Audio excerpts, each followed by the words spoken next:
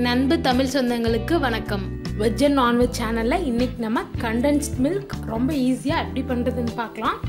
Just 3 ingredients இருந்தால் போதுங்க. பால், சர்க்கரை, பேக்கிங் சோடா. இதை வச்சு எப்படி கண்டென்ஸ்ட் மில்க் பண்ணுறதுன்னு பார்க்கலாம்.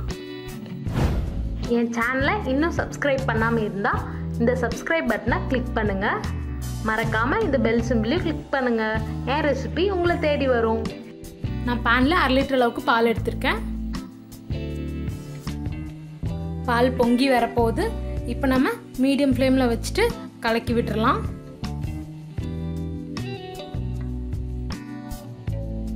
இது நமக்கு பாதியாக ரெடியூஸ் ஆகணும். அது வரைக்கும் மீடியம் ஃப்ளேம்லேயே வச்சுட்டு கலக்கி விட்டுட்டே இருங்க, இல்லைன்னா பொங்கிடும். இப்படி சைடில் ஃபார்ம் ஆகிறத எடுத்து விட்டுருங்க.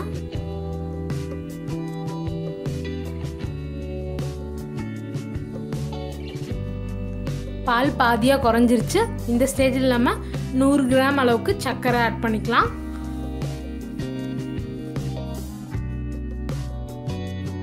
ml பாலுக்கு 100 கிராம் சர்க்கரை சரியாக இருக்கும். கடைசியாக நீங்கள் செக் பண்ணி பார்த்துட்டு ஸ்வீட் இன்னும் வேணும்னா கூட நீங்கள் ஆட் பண்ணிக்கலாம். சர்க்கரை கரையிற வரைக்கும் நல்லா மிக்ஸ் பண்ணி விடுங்க. சர்க்கரை சேர்த்ததும் 5 நிமிஷம் வரைக்கும் நல்லா கொதிக்க விடுங்க. 5 நிமிஷம் பால் நல்லா கொதிச்சிருச்சு. இந்த ஸ்டேஜில் நம்ம 1/4 டீஸ்பூன் அளவுக்கு பேக்கிங் சோடா சேர்த்துடலாம். சேர்த்துட்டு லோ ஃப்ளேமில் வச்சு நல்லா மிக்ஸ் பண்ணி விடுங்க.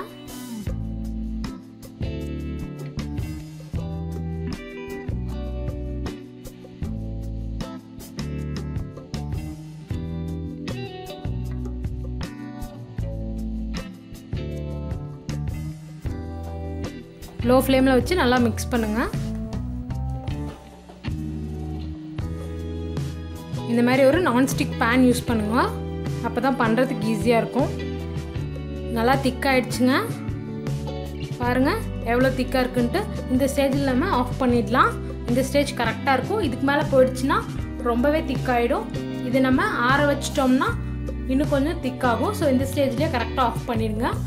இது நல்லா ஆறுனதும் ஒரு கண்ணாடி பாத்திரத்தில் போட்டு ஃப்ரிட்ஜில் வச்சிட்டிங்கன்னா 1 மாதம் அளவுக்கு கூட நீங்கள் யூஸ் பண்ணிக்கலாம். நம்மளோட கண்டென்ஸ்ட் மில்க் தயார். இந்த ரெசிபியை உங்கள் வீட்டில் கண்டிப்பாக ட்ரை பண்ணி பார்த்துட்டு எப்படி இருந்ததுன்னு எனக்கு கமெண்ட்டில் போடுங்க. மறக்காமல் வெஜ் அண்ட் நான்வெஜ் சேனலை சப்ஸ்கிரைப் பண்ணுங்கள்.